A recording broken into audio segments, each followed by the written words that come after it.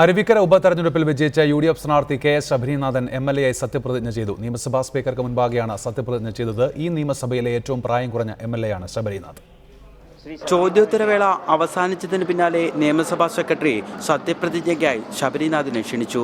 G. Karthikeyan 3 പതിറ്റാണ്ടോളം തിളങ്ങി നിന്ന അതേ സഭയിലേക്ക് മകൻ ശബരിനാഥൻ ആ ഓർമ്മകളുമായി കടന്നുവന്നു. ഭരണ പ്രതിപക്ഷ ബെഞ്ചുകളെ നിറച്ചിരിയോടെ കൈകൂപ്പി തൊഴുത ശേഷം സത്യപ്രതിജ്ഞാ ചടങ്ങിലേക്ക്.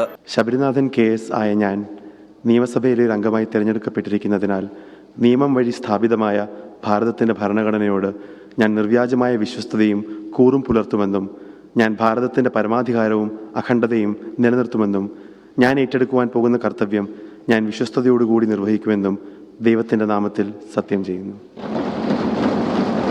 തുടർന്ന് സ്പീക്കറുടെ ഡയസിലേക്ക്.